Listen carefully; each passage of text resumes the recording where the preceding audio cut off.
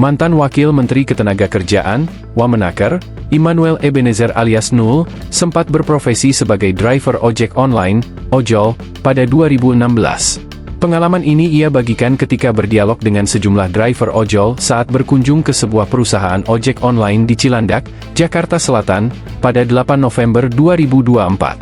Ketika itu, Nul mengaku pernah menjadi driver ojol pada 2016. Ia menjadikan surat nikah sebagai jaminan ketika mendaftar.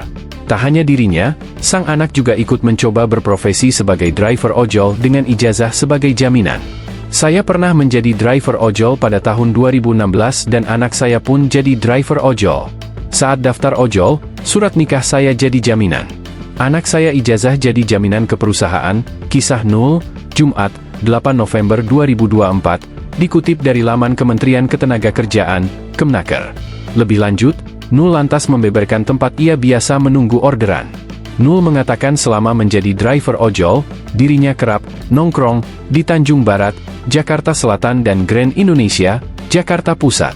Saya dulu biasa main di Tanjung Barat, tapi kalau mau gacor, ramai orderan, saya main ke tengah, ke Grand Indonesia.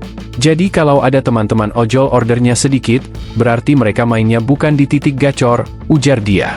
Namun, nasibnya berubah ketika ia menjadi ketua Jokowi Mania, Joman, ketika pemilihan presiden, Pilpres, 2019.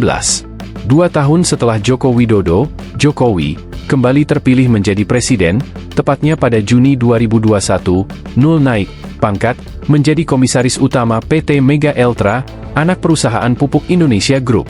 Ketika resmi menjabat sebagai komisaris utama PT Mega Eltra, Nul menyerahkan laporan harta kekayaan penyelenggara negara, LHKPN, kepada Komisi Pemberantasan Korupsi, KPK. Setelah 5 tahun menjadi driver ojol, Nul memiliki kekayaan hingga Rp4.840.260.877. Kala itu, Nul tercatat memiliki aset berupa 3 tanah dan bangunan di Depok, Jawa Barat, senilai Rp3,9 miliar. Nul juga mempunyai 2 mobil, yaitu Mitsubishi Pajero dan Kia Picanto, serta motor Yamaha NMAX, dengan total nilai Rp606 juta. Mobil Kia Picanto dan motor Yamaha NMAX dibeli Nul pada 2015, ketika belum menjadi driver ojol. Ia juga memiliki aset harta bergerak lainnya sebesar Rp109,5 juta, serta kas dan setara kas sebanyak Rp224.760.877. Namun, lewat rapat umum pemegang saham luar biasa, RUPSLB, PT Mega Eltra pada 24 Maret 2022, disepakat Nul diberhentikan dari jabatan komisaris utama, dilansir pi-niaga.com. Kemudian sejak 2021 hingga dilantik menjadi Wamenaker pada Oktober 2024, Nul mengalami kenaikan jumlah kekayaan hampir 4 kali lipat.